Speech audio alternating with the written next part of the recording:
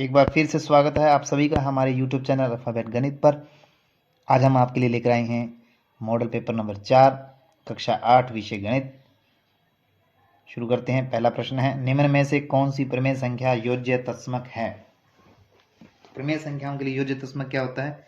तो योज्य तस्मक का मतलब है, यानी योज्य मतलब योग, तो किस संख्या का योग किया जाए कि वापस वही संख्या प्राप्त हो। मान लो कोई संख्या है 3/5 है, उसमें कौन सी संख्या जोड़ी जाए, कौन सी संख्या का योग किया जाए कि वापस वही है, तो उस जीरो होता है। जीरो को जोड़ें तो वापस वही संख्या आएगी 3/5। ठीक है, तो ये जीरो क्या होता है? योज्य तस्मक। ठीक है, तो ऑप्शन नंबर हो जाएगा आपका ए।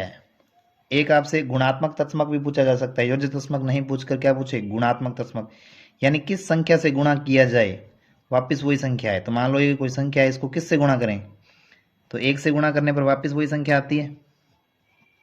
तो गुणात्मक तस्मक क्या होता है?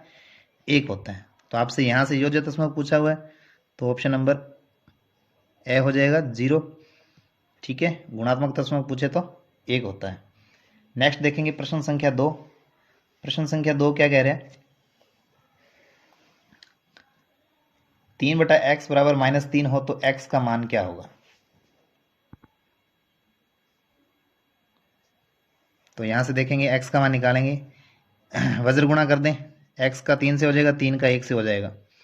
3 का 1 से करेंगे तो आ जाएगा 3x का -3 से किया तो कितना आ गया? -3x और बराबर 3 एकम 3।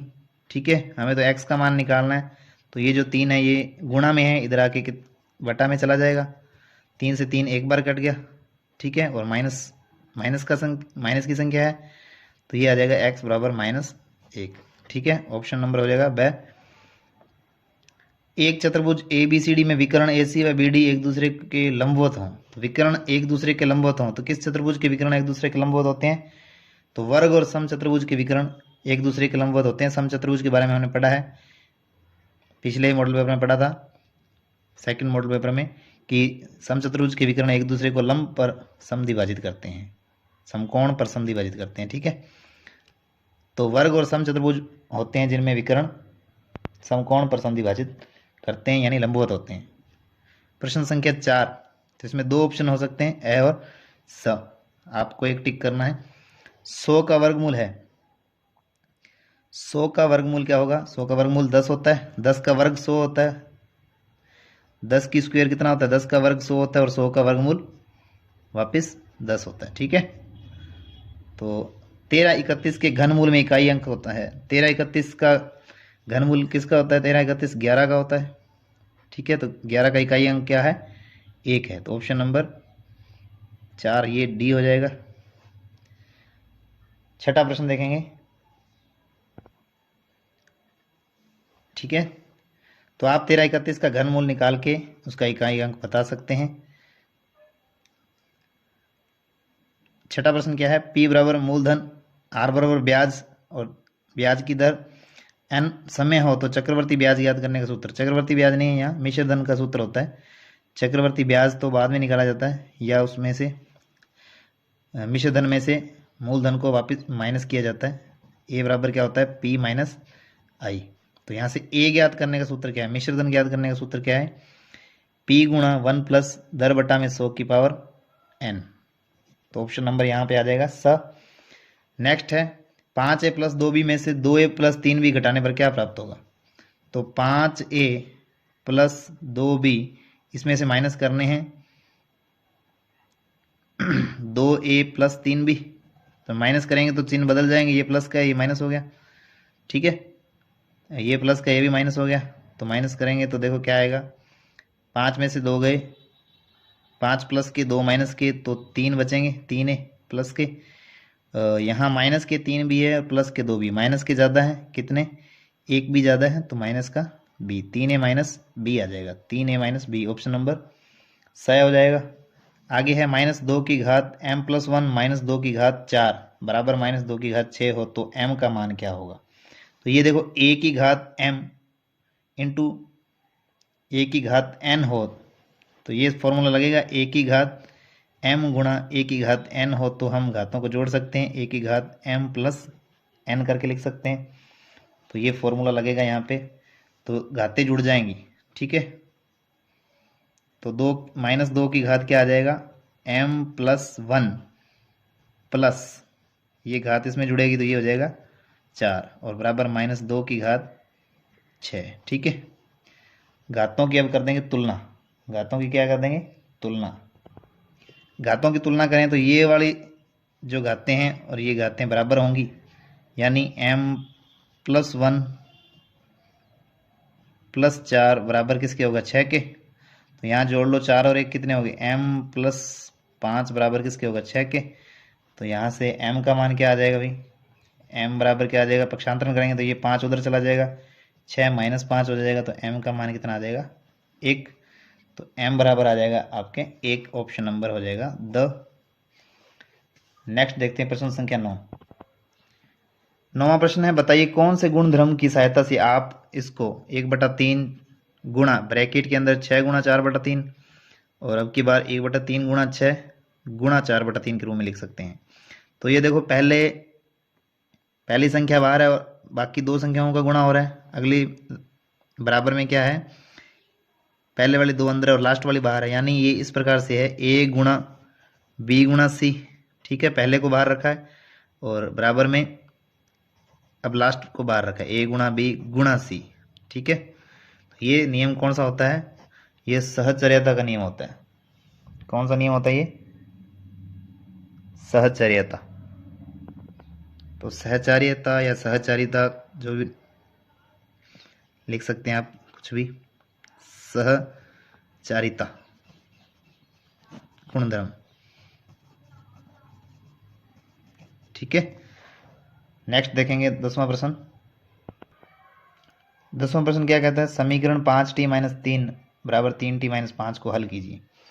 तो यहाँ इस समीकरण को हल करना है तो आपको t का मान ज्ञात करना है, तो t वाले एक तरफ ले आओ और संख्याओं को एक तरफ ले आओ, पक्षांतरण कर दीजिए। क्या कर दीजिए, पक्षांतरण करने पर। तो पक्षांतरण करेंगे तो t वाले एक तरफ ले आएंगे, यहाँ है 5t, इधर से 3t प्लस के हैं, इधर आ जाएंगे तो हो जाएंगे -3t। ये संख्या है, इसको हटाएंगे दूसरी तरफ ले जाएंगे, बराबर क्या पड़ा हुआ है, -5।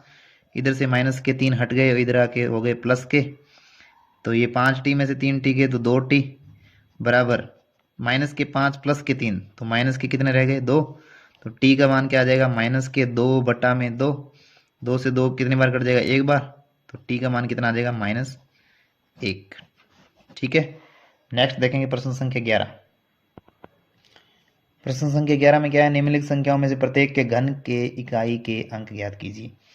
तो घन का इकाई का अंक लिखना है, तो जो इस 77 का घन निकालेंगे उसका इकाई अंक क्या होगा, इसको कैसे ज्ञात किया जाता है, तो इसका इकाई अंक ले लो। तो 77 में इकाई अंक क्या है, 77 में इकाई अंक है कितना, 7। 77 का जो इकाई अंक है वो लिख लिया हमने। अब 7 का क्या कर दोगे, घन निकाल दोगे। 7 का घन क्या होता है, 7 का घन होता है 343। 7 का 3 बार गुणा करके देख लीजिए, 7 का 3 बार गुणा करेंगे तो 343 आता है, ठीक है। तो इसमें इकाई अंक क्या है, 3 है ना। अतः 77 के घन का इकाई अंक 3 होगा, ठीक है। इसी प्रकार से इसका सेकंड कर लेंगे। सेकंड में क्या है, 5022, ठीक है। इसका घन जो निकालेंगे, या तो इसको घन निकालो, 5022 को 3 बार गुणा करो आपस में। तो इससे बढ़िया क्या है, आप इसका इकाई अंक लो। का इकाई अंक कितना है, इकाई अंक 2 है, और 2 की क्यूब बराबर क्या होगी, 2 × 2 × 2, यानी 2 का क्यूब कितना होता है, 8। अतः 5022 के घन का इकाई अंक क्या होगा, घन का इकाई अंक आएगा 8, ठीक है। नेक्स्ट देखते हैं प्रश्न संख्या 12। प्रश्न संख्या 12 क्या है, निम्नलिखित का अनुपात ज्ञात कीजिए 5 मीटर का 10 किलोमीटर से। तो यहाँ ध्यान देने वाला बात है, यहाँ 5 मीटर है और इधर 10 किलोमीटर है, ठीक है। तो पहले या तो 10 किलोमीटर में मीटर को मीटर में बदल लो या मीटर को किलोमीटर में बदल लो, इकाइयाँ सेम होनी चाहिए, अनुपात निकालते हैं तो इकाई सेम होनी चाहिए। तो हम 10 किलोमीटर को मीटर में बदल लेंगे। 1 किलोमीटर बराबर क्या होता है? 1000 मीटर। ठीक है, तो 10 किलोमीटर में कितने हो जाएंगे भाई? 10 इंटू 1000 कितने हो जाएंगे? 10,000।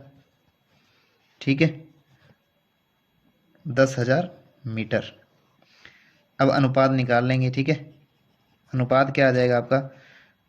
5 मीटर का और 10,000 मीटर का अनुपात निकाल लेंगे। तो इसको हम क्या लिख सकते हैं? 5 बटा में 10,000 लिख सकते हैं। अनुपात का मतलब बटा में लिखना होता है। तो 5 के पाड़े से 10 काट देंगे तो 2 बार, और 1 2 3 0, तो यानी 2000 आ जाएगा। तो ऊपर बच गया 5 एकम 5 और नीचे बच गए 2000। तो अनुपात क्या लिख देंगे? अनुपात क्या आ जाएगा अपने पास? 1:2000। ठीक है, नेक्स्ट देखते हैं प्रश्न संख्या 13। प्रश्न संख्या 13 क्या है? निम्नलिखित कथनों को पढ़कर सत्य असत्य में से उपयुक्त पर टिक अंकित कीजिए। ठीक है, तो सत्य असत्य बताने हैं आपको। 2 गुणा 4 की घात 2 का सरलतम रूप 2 की घात 2 बटा 4 की घात 2 है। तो ये तो गलत है, असत्य कथन है। कैसे कि 2 गुणा 4 की घात 2 हो तो इसको अलग अलग घात लगा सकते हैं, गुणा ही रहेगा बीच में, भाग में थोड़ी चले जाएगी। 2 की घात 2 गुणा 4 की घात 2 लिख सकते हैं। ठीक है, ये होना चाहिए था, बटा नहीं आना चाहिए था। 4 की घात 9 और 4 की घात 3। ठीक है, ए की घात m गुणा ए की घात n हो तो घातें जुड़ जाती हैं, 9 + 3 12 हो जाएंगी। ठीक है, कौन से नियम से? ए की घात m इंटू ए की घात n बराबर ए की घात m प्लस n होता है। ठीक है, 9 और 3 कितनी हो जाएंगी? 12 हो जाएंगी, 4 की घात 12। तो ये कथन सही है। 3 की घात 5 गुणा 3 की घात 3 भाग 3 की घात 14 का हल 1/3 की घात 6 है। तो ये तो हल करके देखना पड़ेगा। ये देखो, पहले 3 की घात 5 गुणा 3 की घात 3, तो यहाँ गुणा वाला लग रहा है। गुणा में हो तो घातें जुड़ जाती है, 5 और 3 कितनी हो जाएगी? 3 की घात 8 हो जाएंगी। फिर भाग आ गया 3 की घात 14। ठीक है, अब भाग में हो तो घातें घट जाती हैं, तो ये 3 की घात 8 माइनस 14 यानी 3 की घात -6 हो जाएगी, और -6 है तो इसको प्लस करने के लिए हम क्या करते हैं? 1/a की घात 3 की घात 6 लिख सकते हैं। तो ये उत्तर आ रहा है, तो यही उत्तर इसने लिखा हुआ है। तो ये कथन सत्य है। 2 की घात -4 का गुणात्मक प्रतिलोम 42 है। अब गुणात्मक प्रतिलोम पूछा है आपसे। पहले तो 2 की घात -4 को देखो क्या है? 2 की घात -4 को हम क्या लिख सकते हैं? 1/2 की घात 4। ये माइनस की है तो बटा में आके प्लस की हो जाती है। कौन से सूत्र से? ए की घात -m बराबर ए की घात 1/a की घात m होता है। ठीक है, माइनस से प्लस हो जाती है बटा में ले जाए तो यहाँ से 2 की घात 4 कितना होता है भाई? 2 की घात 4 होता है 2 इंटू 2 इंटू 2 इंटू 2। तो ये कितने? 1/2 दूनी 4 4 दूनी 8 8 दूनी 16, तो 1/16 है। और 1/16 का गुणात्मक प्रतिलोम गुणात्मक प्रतिलोम क्या आएगा? इसका उल्टा 16/1। 16/1 मतलब 16। 16/1 मतलब 16 आएगा, ना कि 42। तो ये कथन असत्य है। नेक्स्ट देखते हैं प्रश्न संख्या 14। प्रश्न संख्या 14 देखिए, 4 भुजाओं से घिरी हुई समतलीय आकृति को क्या कहते हैं? विकर्ण कहते हैं, चतुर्भुज। तो क्या कहते हैं? 4 भुजाओं से घिरी हुई बंद आकृति को चतुर्भुज कहा जाता है। बहुत ही आसान पैटर्न रहने वाला है, और अब की बार सिलेबस भी बहुत कम है। अगला प्रश्न देखें, चतुर्भुज के आमने सामने के बिंदुओं को मिलाने वाली रेखा को कहते हैं। ये चतुर्भुज है, ठीक है, इसके आमने सामने के बिंदु इनको मिलाने वाली ये रेखा क्या कहलाती है? विकर्ण। तो इसको क्या कहते हैं? विकर्ण कहते हैं। समांतर चतुर्भुज की सम्मुख भुजाएं, तो समांतर चतुर्भुज के बारे में हम पिछले 2 मॉडल पेपर में पढ़ चुके हैं। समांतर चतुर्भुज की सम्मुख भुजाएं बराबर होती हैं। क्या होती हैं? बराबर होती हैं। और वर्ग के चारों कोण 90-90 डिग्री के होते हैं। तो हम तीसरी चौथी क्लास से जानते हैं 90-90-90 के होते हैं। चारों कोण कितने कितने के होते हैं? 90-90-90 और 90 डिग्री। ठीक है, नेक्स्ट देखेंगे प्रश्न संख्या 15।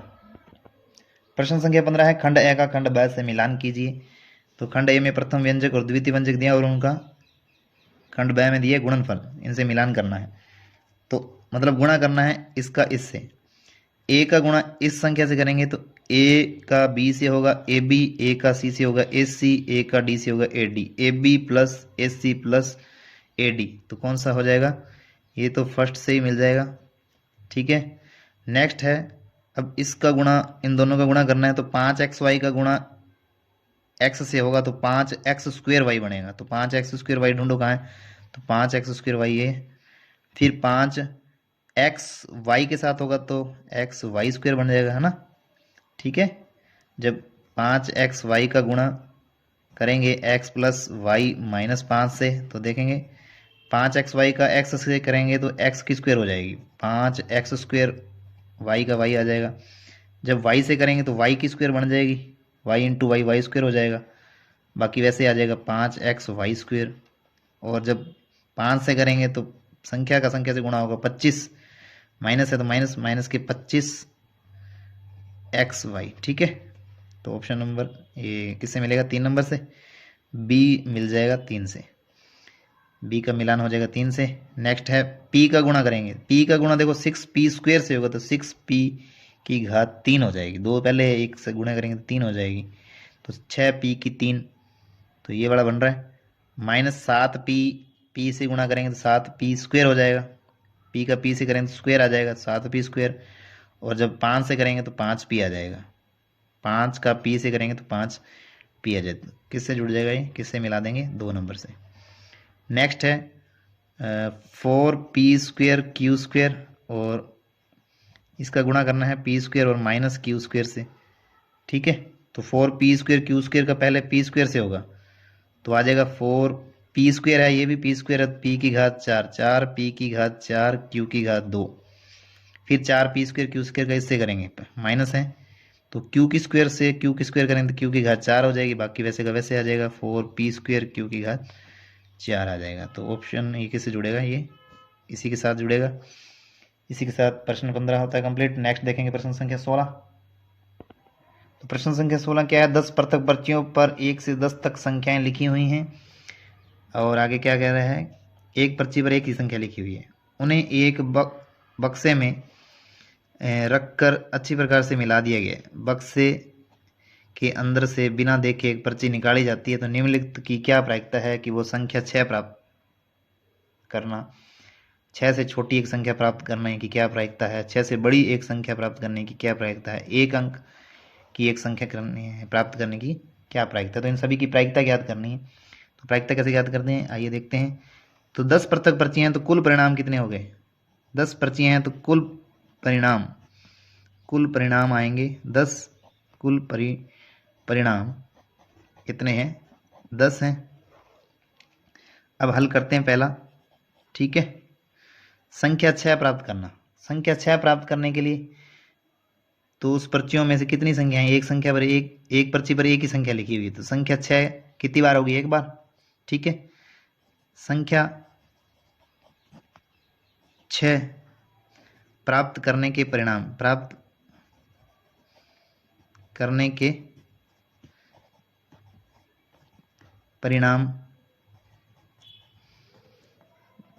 कितने हैं?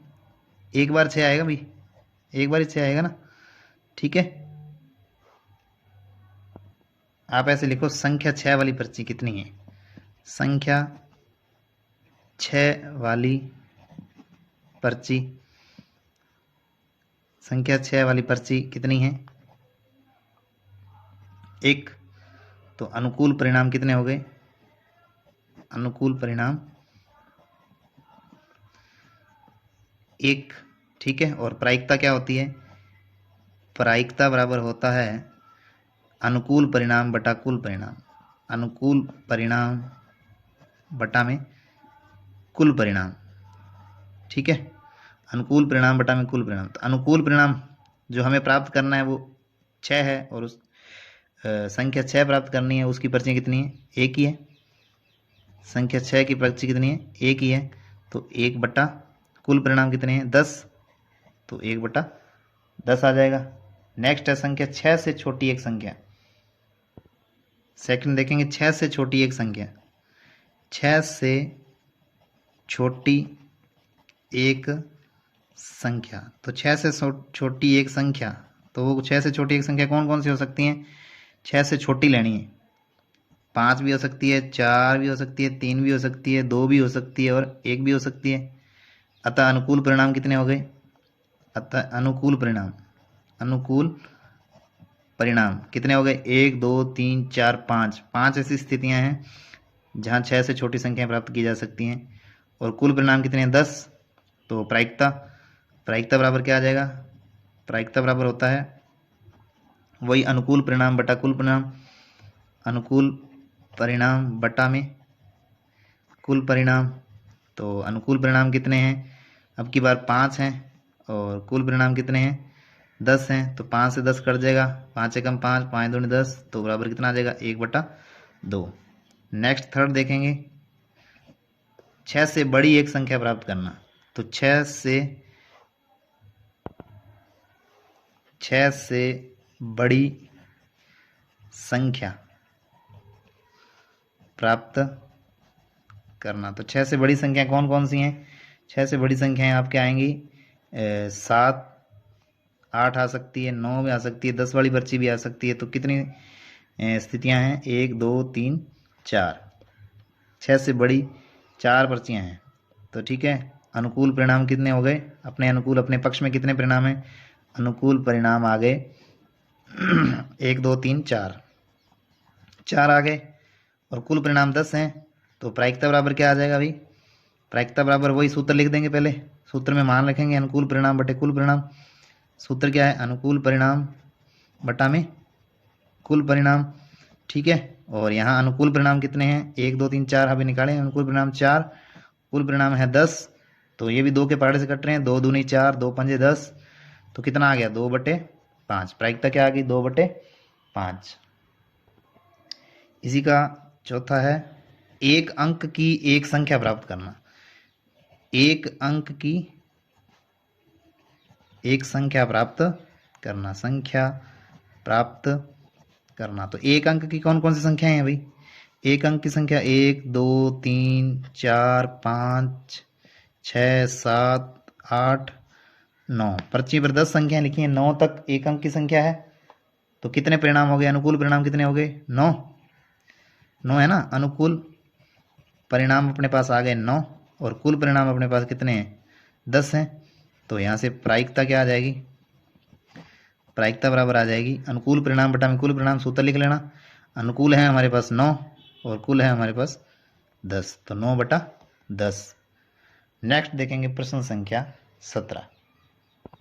प्रश्न संख्या 17 क्या कह रहा है? अभाज्य गुणनखंड विधि से 400 का वर्गमूल ज्ञात कीजिए। तो 400 का वर्गमूल निकालना है। चलिए ज्ञात करते हैं 400 का वर्गमूल। इसको लिख लेंगे। पहले सबसे पहले 2 का देखेंगे, 2 का भाग जा रहा है 0 2 4 6 8, इकाई का अंक हो तो जाता है। तो 2 से देने का मतलब है संख्या का आधा कर दो। 400 का आधे हो गए 200, फिर 2 से जा रहा है 200 का आधा 100, 100 का आधा 50, फिर 2 से जा रहा है 50 के आधे हो रहे हैं तो 25। अब 2 से नहीं जाएगा, 3 से भी नहीं जाएगा, अब सीधा जाएगा 5 से। 5 के पहाड़े में 25 आता है 5 बार, फिर 5 से 5 आता है 1 बार। ठीक है, तो अभाज्य गुणनखंड क्या हो गए? 400 के अभाज्य गुणनखंड हो गए अपने पास 2 आया है कितनी बार? 4 बार। 2 इंटू 2 इंटू 2 इंटू 2 और 5 आया है 2 बार। ठीक है, अब जब वर्गमूल निकालेंगे 400 का वर्गमूल निकालने के लिए तो जोड़े बनाएंगे। 2 2 के ये 2 जोड़े, ये 2 2 के 2 जोड़े, ये 5 5 के 2 जोड़े बन गए। अब इनमें से एक एक को ले लेना है। यहाँ पे 2 आ जाएगा, यहाँ से भी 2 आ जाएगा एक, और इन दोनों 5 में से एक 5 आ जाएगा। अब इनका गुणा कर देंगे, 2 दूनी 4, 4 5 20, तो आंसर आ जाएगा 20। नेक्स्ट देखेंगे प्रश्न संख्या 18। प्रश्न संख्या 18 है, क्या एक चतुर्भुज एबीसीडी समांतर चतुर्भुज हो सकता है यदि कोण डी और कोण बी 180 डिग्री हो? इन दोनों कोणों का योग 180 डिग्री हो। और दूसरा कह रहा है कि ए बी बराबर डी सी दोनों 8 सेंटीमीटर हैं, ए डी 4 है और बी सी 4.4 है। इन सभी को मैंने यहाँ लिख दिया है भुजाओं को। तो क्या कोण डी और कोण बी का योग अगर 180 डिग्री हो तो वो चतुर्भुज समांतर चतुर्भुज होगा? तो देखते हैं चित्र में कौन से कोण है, बोल कौन से कोण की बात की जा रही है? कोण डी और कोण बी। कोण डी और कोण बी क्या है? सम्मुख कोण है। कोण डी और कोण बी क्या है? सम्मुख कोण है। तो सम्मुख कोण बराबर हों तब समांतर चतुर्भुज होता है। दोनों कोणों का योग 180 हो, ये आवश्यक नहीं है कि समांतर चतुर्भुज होगा। ठीक है। यदि आसन कोणों का योग 180 डिग्री हो तो समांतर चतुर्भुज हो सकता है, या कोण बराबर हो तो हो सकता है। ये कोण बराबर होते तो हो जाता। आसन कोण यानी पास पास वाले कोण जो हैं डी और सी 180 होते, डी प्लस सी 180 होता, या डी प्लस ए 180 होता, तब कह सकते थे कि ये समांतर चतुर्भुज हो सकता है। ठीक है। तो कोण डी प्लस कोण बी 180 हो, ठीक है, तब यह आवश्यक नहीं है, तब यह आवश्यक नहीं है, जरूरी नहीं है, यह आवश्यक नहीं है कि यह चतुर्भुज समांतर चतुर्भुज होगा। यह चतुर्भुज समांतर चतुर्भुज होगा या हो। ठीक है। कोण डी और कोण बी 180 डिग्री हो तो जरूरी नहीं है कि ये समांतर चतुर्भुज होगा, ऐसा होना आवश्यक नहीं है। डी और बी बराबर होते तब हो सकता था, या कोण डी और सी मिलकर 180 होते तो हो सकता था। कोण डी और ए मिलकर 180 होते, या ए और बी मिलकर 180 होते, यानी आसन कोणों का योग 180 डिग्री हो तो समांतर चतुर्भुज होता है, और या आमने सामने के कोण बराबर हो तो समांतर चतुर्भुज हो सकता है। ठीक है। तो इसका सेकंड देखते हैं। सेकंड में क्या कह रहा है कि ए बी और डी सी 8 सेंटीमीटर है। ठीक है। ए बी और डी सी ये तो 8 सेंटीमीटर है, लेकिन ये बराबर नहीं है, क्योंकि समांतर चतुर्भुज की सम्मुख भुजाएं बराबर होती हैं और इसमें नहीं है, इसलिए ये समांतर चतुर्भुज नहीं है। ठीक है। क्योंकि यहाँ पे ये भुजा ये वाली भुजा और ये वाली भुजा बराबर नहीं है। कौन सी बराबर नहीं है? ए डी और बी सी। ए डी बराबर नहीं है किसके? बी सी के। ठीक है। यानी क्या कह सकते हैं? सम्मुख भुजाएं बराबर नहीं है, सम्मुख भुजाएं बराबर नहीं है, अतः ए बी सी डी एक समांतर चतुर्भुज नहीं है। अतः ए बी सी डी एक समांतर चतुर्भुज नहीं हो सकता, नहीं हो सकता है। ठीक है। तो प्रश्न संख्या 18 कंप्लीट होता है। यदि चमेली के पास 19वां प्रश्न देखेंगे। यदि चमेली के पास अपने धन का 75% खर्च करने के बाद 600 रुपये बचे हैं तो ज्ञात कीजिए कि उसके पास शुरू में कितने रुपए थे। ठीक है। चमेली ने अपने धन का 75% खर्च कर दिया और उसके पास शेष बचे हैं 600 रुपये। ठीक है। तो अपने इसको दो विधियों से कर सकते हैं। तो अपने इजी मेथड से देख लेते हैं, आसान विधि से। चमेली के पास धन का 75% खर्च कर दिया। ठीक है। तो प्रतिशत 100% होता है टोटल, उसमें से 75% खर्च कर दिए तो प्रतिशत में कितने बचे? उसके पास 25% बचे। परसेंटेज में तो बचे 25% और रुपयों में बचे 600। ठीक है।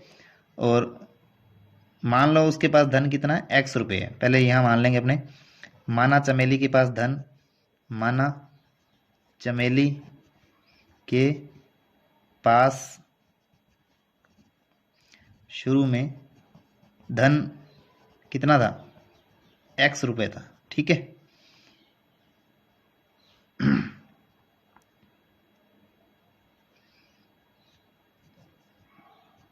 फिर लिखेंगे 75% खर्च करने के बाद शेष रहे 25%। ठीक है। ठीक है, 25% शेष रहे। अब प्रश्नानुसार 25 कैसे आया? 100 में से 75 गए तो 100% होते हैं टोटल, उसमें से 75% खर्च कर दिए तो कितने शेष रहे? 25%। तो प्रतिशत में तो सही शेष रहे 25, और वैसे रुपयों में 600 रहे। ठीक है। तो प्रश्नानुसार क्या आ जाएगा? x का 25% किसके बराबर होगा? 600 रुपये के। तो x का मतलब गुणा 25% हटाएंगे तो बटा में 100 बराबर 600। तो x इंटू 25, ये 100 का चला जाएगा उधर, गुणा में 600 गुणा में 100, अब 25 चला जाएगा बटा में, तो x बराबर क्या आ जाएगा, गुणा में है तो बटा में चला जाएगा, जो बटा में था वो गुणा में चला गया, जो गुणा में है वो बटा में चला जाएगा। तो 600 इंटू 100 बटा में आ जाएगा 25, 25 के पहाड़े से 100 कट जाएगा 4 बार, ठीक है। और x बराबर कितना आ जाएगा, 4 से इसको गुणा कर देंगे, 600 इंटू 4 कर देंगे, ये 600 बचा है और इंटू में कितना बचा 4, तो बराबर कितना आ जाएगा, 4 छिके 24 और 2 जीरो, 2400 रुपये, ठीक है। तो उसके पास कितना धन था, 2400 रुपये। आगे है प्रश्न संख्या 20। यदि मोटे कागज की 12 शीटों का भार 40 ग्राम है, तो 12 शीटों का भार तो है 40 ग्राम, ऐसे ही कागज की कितनी शीटों का, तो कितनी शीटों का मान लेंगे, x शीटों का भार कितना होगा, 2.5 किलोग्राम होगा। तो ये अनुपात समानुपात वाले प्रश्न हैं। तो इसमें देखो प्रत्यक्ष अनुपात में है या प्रतिलोम अनुपात में है। तो पहले आपको देखेंगे, जैसे 12 शीटों का भार 40 ग्राम है, तो जैसे जैसे शीटों की संख्या बढ़ाएंगे तो वैसे वैसे ही भार भी बढ़ेगा। तो ये सीधा अनुपात है, प्रत्यक्ष अनुपात बोल सकते हैं इसको, ठीक है। एक चीज़ घट रही है या बढ़ रही है तो उसके साथ दूसरी चीज़ भी घट या बढ़ रही है, बराबर में हो रही है, तो वो प्रत्यक्ष अनुपात में आ जाते हैं। तो यहाँ इसको कैसे लिखेंगे, इस तरफ लिख लीजिए शीटों की संख्या, शीटों की संख्या, और एक लिख लो आप शीटों का भार, शीटों का भार। यहाँ भार हम ग्रामों में लेंगे, 40 ग्राम है, ग्राम में, ठीक है। तो यहाँ शीटों का भार ग्राम में लिखना है। शीटों की संख्या जब 12 है तो उसका भार है 40 ग्राम, ठीक है। आपको 2.5 किलोग्राम का निकालना है, तो 2.5 किलोग्राम में कितने ग्राम हो जाएंगे, 2.5 kg बराबर 1 किलोग्राम में 1000 ग्राम होते हैं, तो 2 किलो में 2000, आधे में 500 और, तो कितने हो जाएंगे 2500 ग्राम। तो यहाँ हम 2500 ग्राम लेंगे, ठीक है। और यहाँ हम सीटों की संख्या मान लेंगे x है। तो प्रत्यक्ष अनुपात में हो तो किस कैसे लिखा जाता है, इसके बटा में ये लिख देंगे और इसके बटा में ये लिख देंगे, 12 के बटा में 40 और बराबर, ठीक है। यहाँ ऐसे लिख सकते हो, यहाँ प्रत्यक्ष अनुपात में है, प्रत्यक्ष अनुपात कह दो, सीधा अनुपात कह दो, संख्याएं प्रत्यक्ष अनुपात में है, ठीक है। तो 12/40 इन बराबर क्या आ जाएगा, x बटा में 2500। अब x का मान निकालना है तो x के साथ जो बटा में है वो चला जाएगा गुणा में, ठीक है। तो 12 के साथ गुणा में कितना आ जाएगा 2500 और बटा में यहाँ 40 है, बराबर क्या रहेगा x। तो यहाँ से 0 से 0 कट गई, 4 के पहाड़े से 12 कट गया 3 बार, ठीक है। क्या बचा है 3 इंटू 250, x बराबर क्या बचा है 3 इंटू 250, तो x बराबर क्या आ जाएगा 25 तिया 75 और 1 0, 750 शीटें आ जाएंगी। शीटों की संख्या कितनी आ गई 750। तो कितनी सीटें होंगी 750 सीटें। नेक्स्ट देखेंगे प्रश्न संख्या 21। समीकरण x प्लस 7 माइनस 8x बटा 3 बराबर 7 बटा 6 माइनस 5x बटा 2 को हल कीजिए और अपने उत्तर की जांच भी कीजिए। तो इस प्रकार के प्रश्न हम पहले भी कर चुके हैं। तो सबसे पहले इसमें क्या लिया जाता है, एलसीएम, जो बटा वाले हैं उनका लिया जाता है एलसीएम, हरों का एलसीएम, हरों का एलसीएम कितना आ जाएगा, निकालेंगे 2, 6, 2, 3, 6, इसका एलसीएम ले लेते हैं। पहले 2 से दिया, 2 एकम 2, 3 में नहीं जाएगा, 6 में जाएगा 3 बार, फिर 3 से 1, 1, ठीक है। तो एलसीएम कितना आ गया भाई, एलसीएम अपने पास आ गया 2 इंटू 3 यानी 6 आ गया। तो एलसीएम बराबर आ गया 6।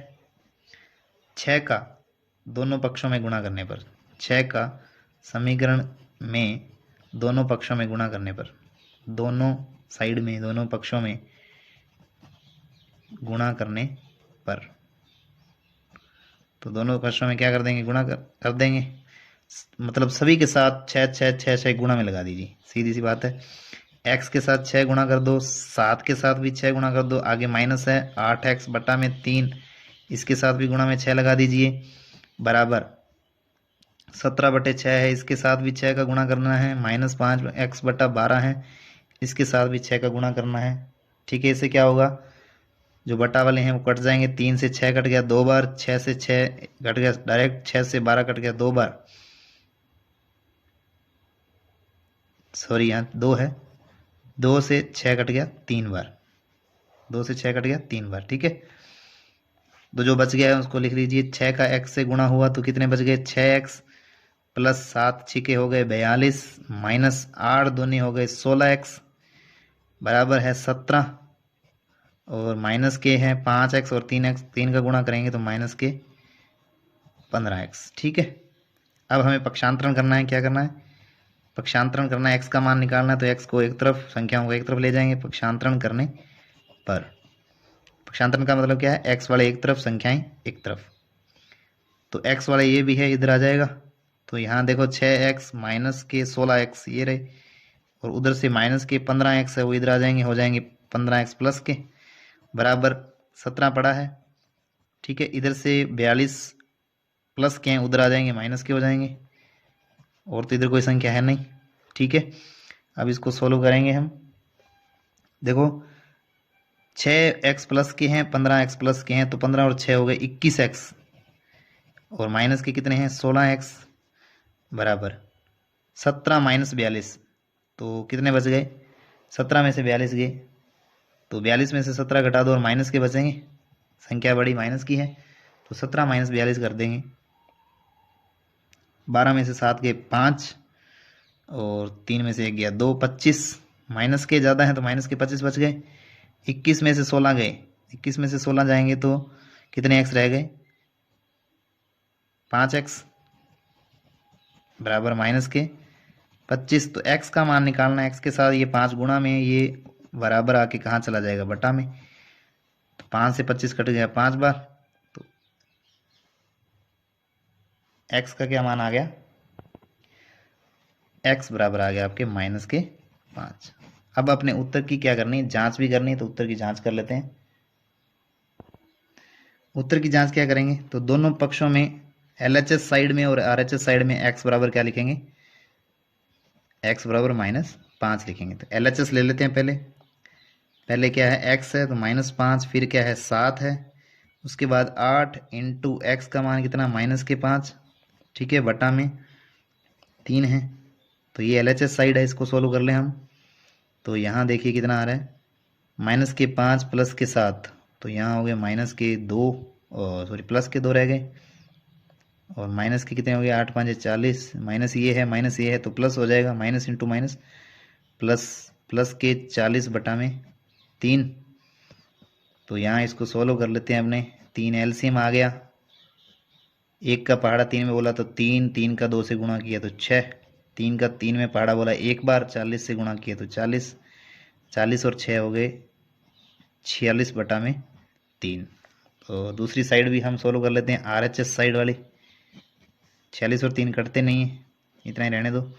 RHS साइड में क्या था भाई, 17/6 था और -5x था, तो x की जगह हम लिखेंगे -5, और बटा में क्या है 2 है। इसको सॉल्व कर लेते हैं। ये 17/6 का 17/6 माइनस, ये माइनस यहाँ से बाहर आएगा तो प्लस हो जाएगा। 5 का 5 से गुणा किया तो 25 बटा में 2, एलसीएम आएगा 6। तो 6 का पहाड़ा 6 में बोलेंगे तो एक बार, 1 का 17 से गुणा किया तो 17, प्लस 2 का पहाड़ा बोलेंगे 6 में 3 बार, ठीक है। 2 का पहाड़ा 6 में बोला 3 बार, 3 का 25 से गुणा किया तो 75, 75 और 17 जोड़ेंगे तो ये हो गए 75 और 7 82 और 10 92, 92 बटा में 6 है। 2 के पहाड़े से कट रहा है, आधे कर दो 46, इसके आधे की 3 बार ये कटेगा, ठीक है। तो 46/3 बराबर में कितना आ रहा है, 46/3, 46/3 इधर से आ रहा था, यानी LHS और RHS बराबर हैं, अतः हमारे जो उत्तर निकाला है वो सही है, ठीक है। तो उत्तर की जांच हो गई। नेक्स्ट क्वेश्चन है 22 नंबर। एक शहर में एक माह में विभिन्न कारणों से हुई 200 दुर्घटनाओं का आलेख निम्नानुसार दिया हुआ है। तो पाई चार्ट दिया हुआ है 200 दुर्घटनाओं का, जिसमें 20% अन्य कारण से होती है, 6% खराब सड़क के कारण से होती है, 4% पीड़ित की गलती के कारण से होती है, और 70% वाहन चालक की गलती से दुर्घटनाएं होती हैं, ठीक है। तो ये पाई चार्ट का एक प्रश्न जरूर आएगा आपके।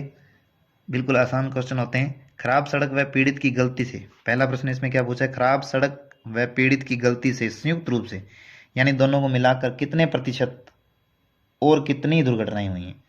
तो कितने प्रतिशत हुई हैं, खराब सड़क 6%, पीड़ित की गलती 4%।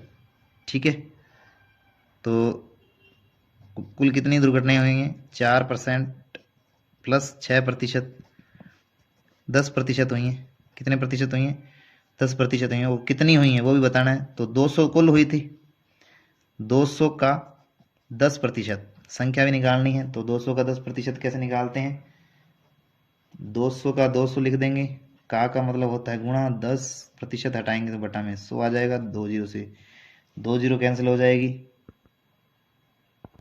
और ये बच गए 10 इंटू 2, क्या रहेगा, 2 इंटू 10, 2 इंटू 10 कर देंगे तो आ जाएगा 20।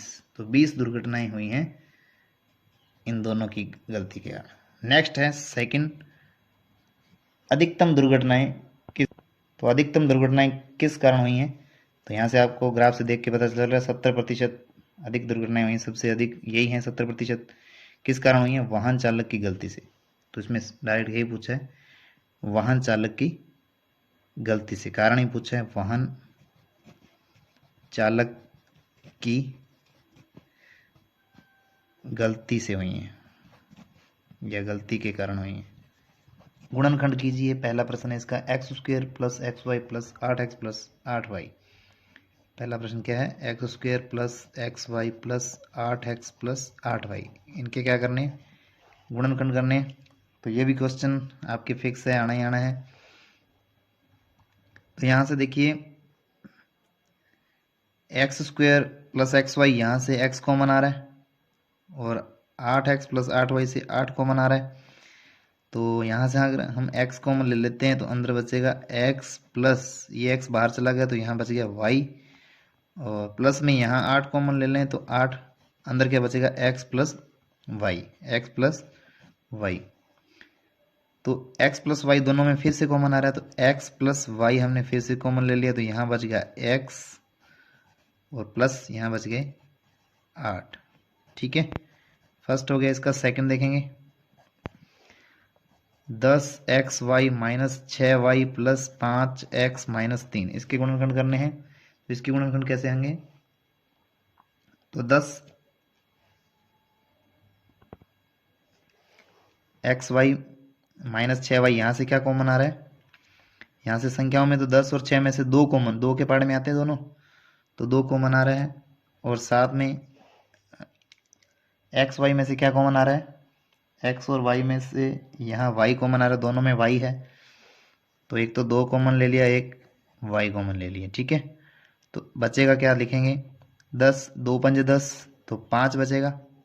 ठीक है, एक्स वाई में से वाई कॉमन ले लिया तो एक्स बचेगा, माइनस संख्याओं में देखें 2 3 6 है तो 3 बचेगा, और वाई बाहर आ गया तो वाई नहीं आएगा, 5x माइनस 3 आ गया। तो यहाँ अपने देखो वापस 5x माइनस 3 है, तो एक कॉमन ले लें तो वापस वही आ जाएगी, 5x माइनस 3 ही लाना है अपने को, ताकि ये सेम हो जाए, इसलिए एक कॉमन लेंगे ताकि वही वापस को बच जाए।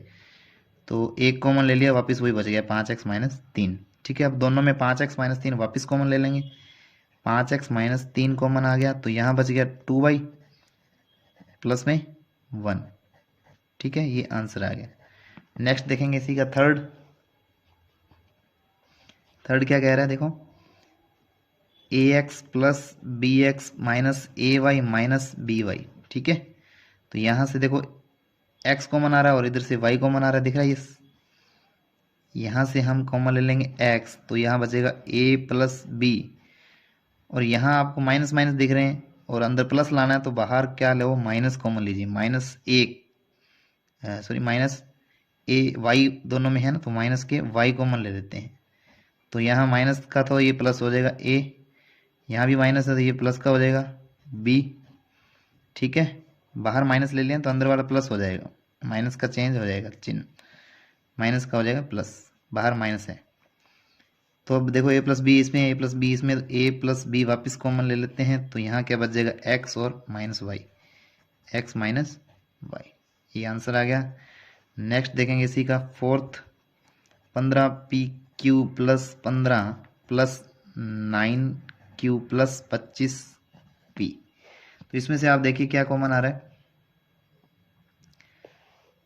15PQ प्लस 15 में से क्या कॉमन आ रहा है, 5 कॉमन आ रहा है। या आपने ऐसे करें, Q वालों को एक साथ लिख लें, P वालों को एक पास लिख लें। तो अपने क्या करेंगे, ये Q वाला है ना, Q से Q ये कॉमन आ जाएगा, तो इसको साथ में लिख लेते हैं। 15PQ प्लस इस 9Q को इधर लिख लें, 9Q, ठीक है, और इधर प्लस 25P और इस 15 को लिख देते हैं अपने यहाँ पर, ठीक है। अब यहाँ से देखेंगे तो 3, 15 और 9 3 के पाड़े में आते हैं, 3 कॉमन आ गया। PQ में से यहाँ देखो Q इसमें भी है, तो Q कॉमन आ रहा है, तो क्या बचेगा, 5 3 15, 5 बचेगा। Q बाहर है तो P बचेगा। और यहाँ देखेंगे तो 3 3 9, 3 बचेगा, और Q तो बाहर ही है, 5P प्लस 3 बचेगा। तो इन दोनों में से कॉमन देखा क्या आ रहा है, तो इन दोनों में से यहाँ से देखेंगे 5 के पाड़े में आते हैं, तो 5 कॉमन आएगा, संख्या ही कॉमन आ रही है, PQ तो कॉमन आ नहीं रहा। तो यहाँ 5P बच गया, 5 5 25 होता है, प्लस 5 3 15 होता है, तो 3 यहाँ बच गया। तो यहाँ क्या रह गया, देखो 5P प्लस 3, 5P प्लस 3 वापिस कॉमन आ रहा है, तो 5P प्लस 3। और यहाँ देखेंगे हम तो रह गया 3Q प्लस 5, 3Q प्लस 5, तो ये होता है आंसर। अब देखेंगे इसके अथवा के क्वेश्चंस, अथवा वाले भी देख लेते हैं। तो अथवा में देखेंगे, पहला देखिए प्रश्न क्या है, निम्नलिखित विभाजन कीजिए, विभाजन करने हैं। तो यहाँ पहला क्वेश्चन है 10x माइनस 25 भाग में 5, भाग में कितना है 5। तो ये 10x माइनस 25 ऊपर लिख लेंगे, बटा में लिख लेंगे 5।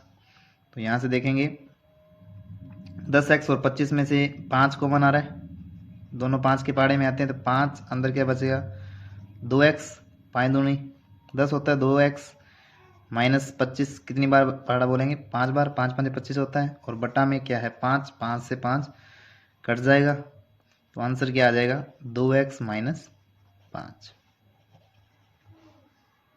नेक्स्ट देखेंगे, नेक्स्ट देखिए 10x माइनस 25 ऊपर लिख देंगे और बटा में लिख देंगे 2x माइनस 5।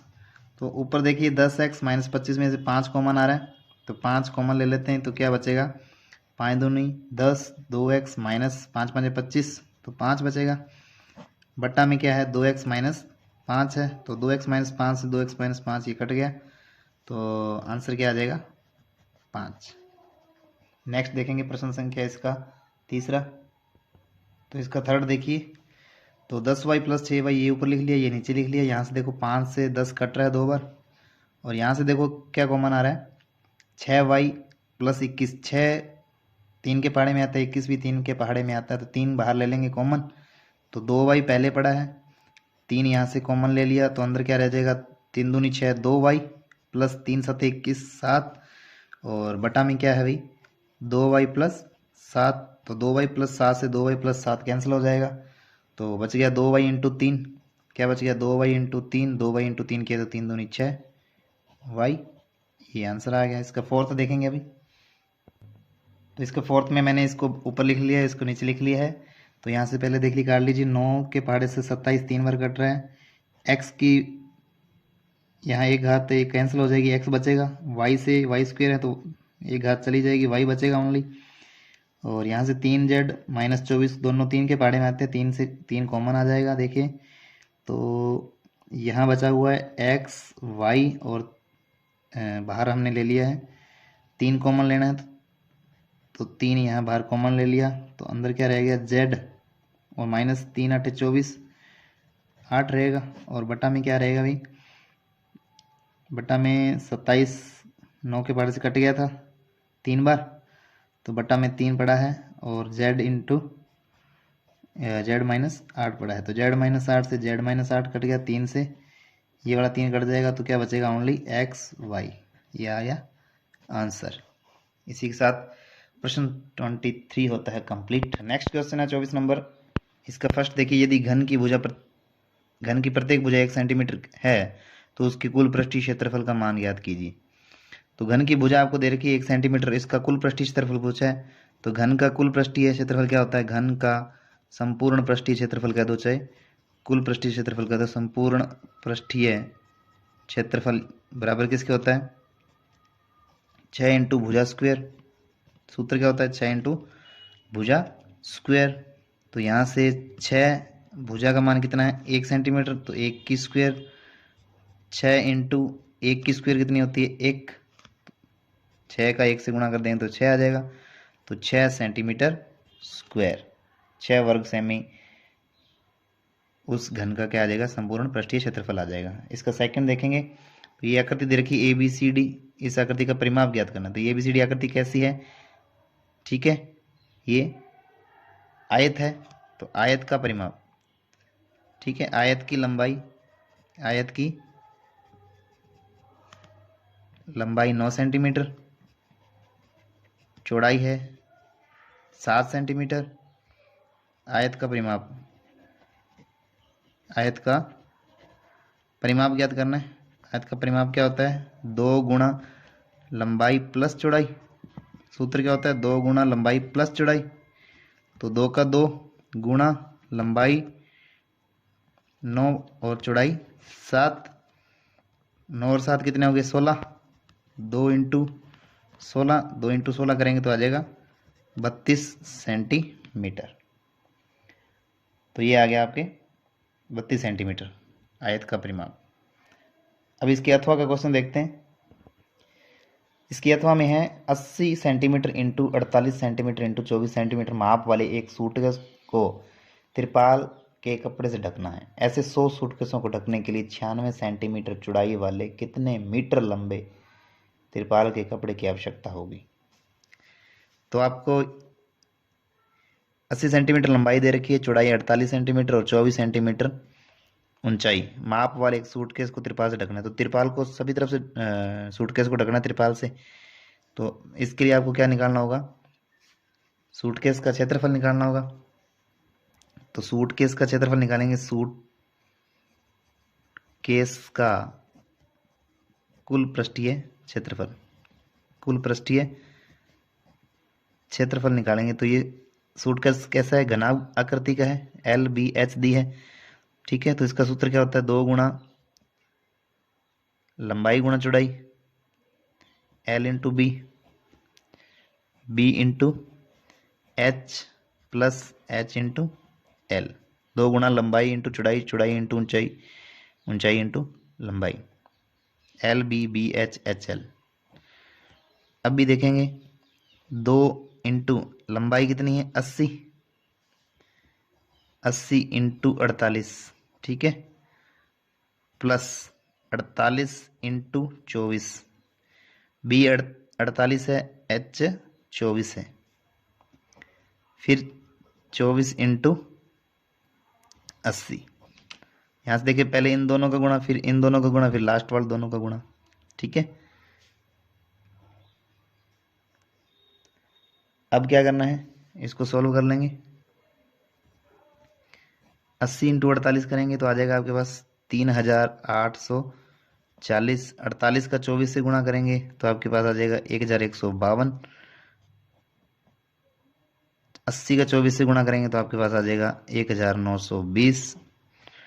और सभी को जोड़ लेंगे। अब 2 बाहर है, 2 इंटू सभी को जोड़ेंगे तो इनको जोड़ लोगे तो आप आ जाएगा 6912। जोड़ना है आपको। 6912 का 2 से गुणा करना है।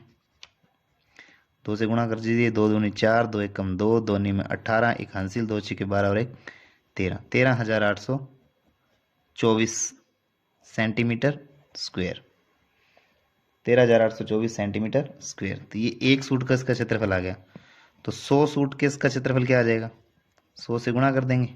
100 सूटकेस का क्षेत्रफल, 100 सूटकेस का क्षेत्रफल कितना हो जाएगा? 13,824 इंटू 100 बराबर 13,824, और ये 2 जीरो आ जाएंगी, सेंटीमीटर स्क्वायर। अभी आपसे क्या कहा गया? 96 सेंटीमीटर चौड़े चौड़ाई वाले कितने मीटर लंबे त्रिपाल की आवश्यकता होगी। तो त्रिपाल का जो क्षेत्रफल होगा वो इसको ढकने के लिए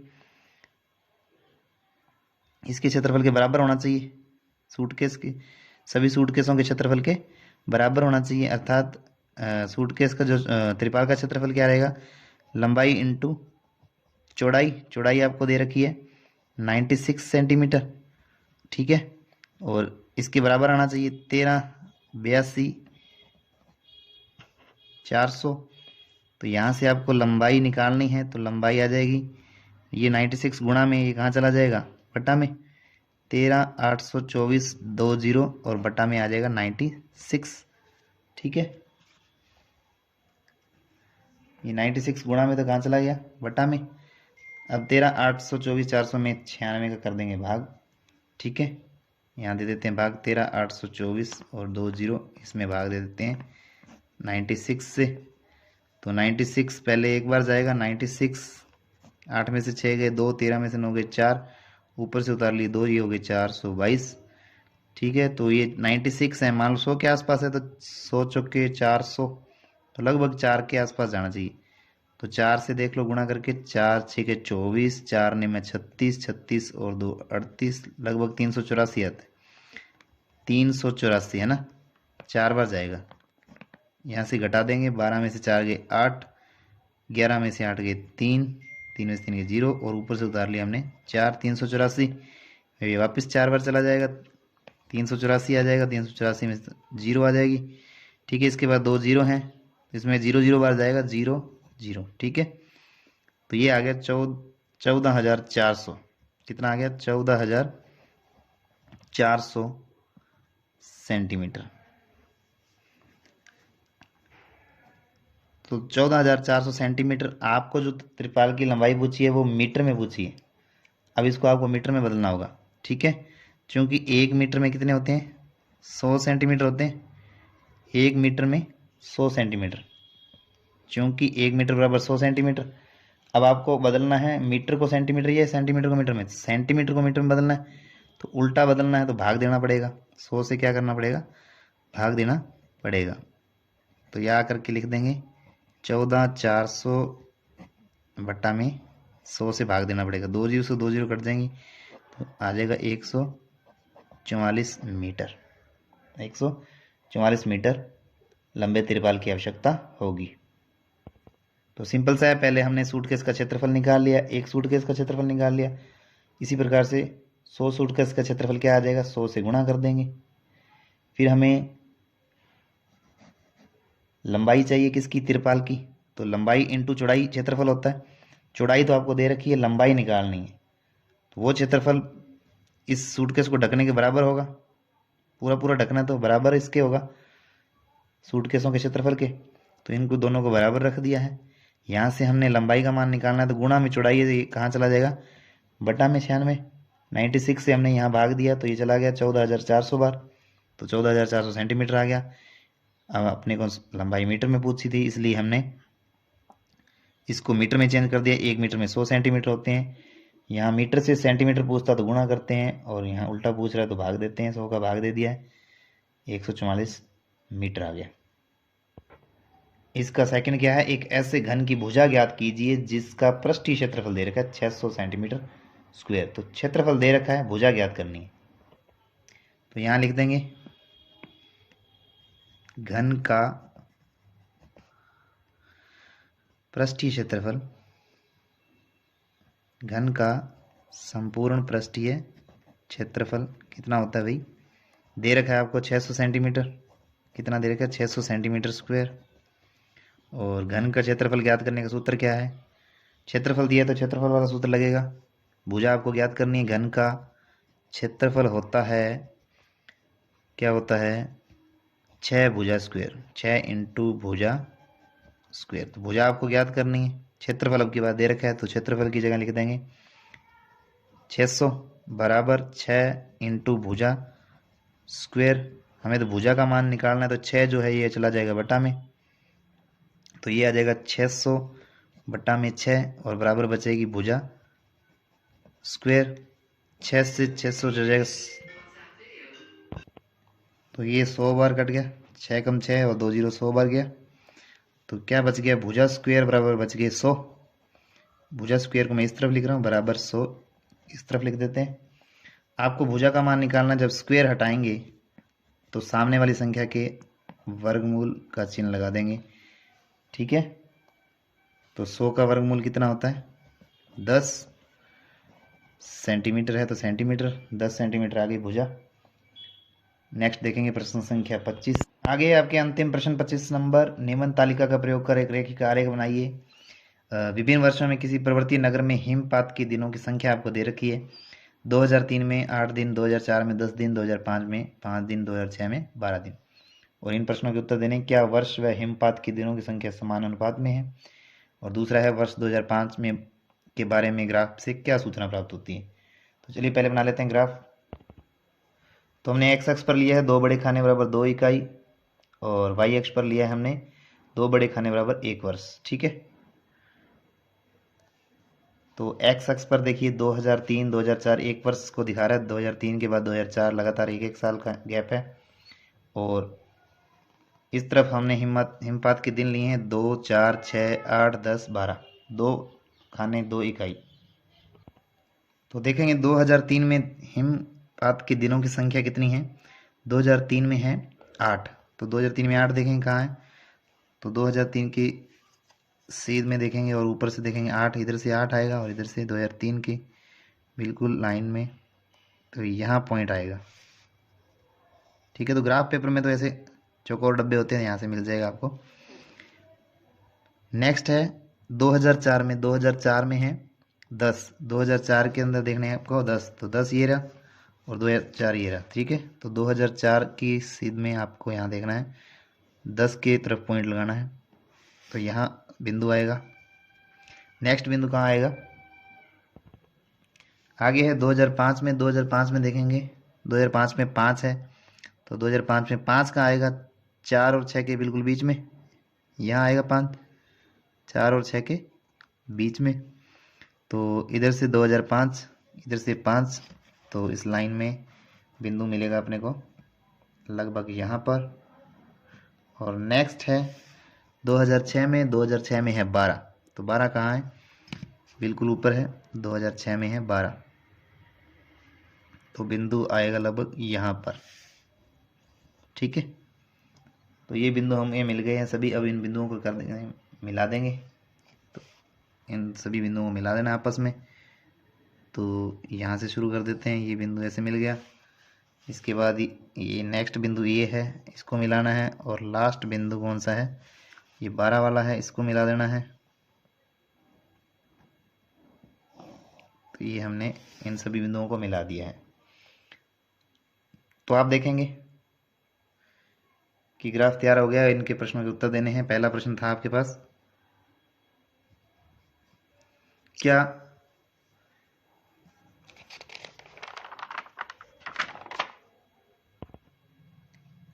क्या वर्ष व हिमपात के दिनों की संख्या समान अनुपात में है। तो ग्राफ को देखने से आपको पता चल रहा है कि हिमपात के दिन और ये जो वर्ष है ये समान अनुपात में नहीं है। समान अनुपात में होते तो आपको एक स्ट्रेट लाइन सीधी रेखा मिलती, तो इसमें कभी ग्राफ ऊपर जा रहा है, कभी ग्राफ नीचे जा रहा है, कभी ऊपर जा रहा है, तो ये समान अनुपात में नहीं है। तो लिख देंगे नहीं, ये समान अनुपात में नहीं है, नहीं ये समान अनुपात में नहीं है।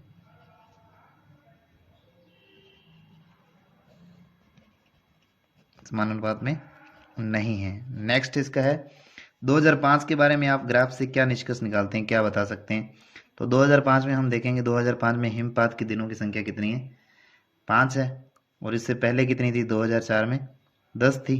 तो एकदम से क्या हुई है, तीव्रता से कमी हुई है।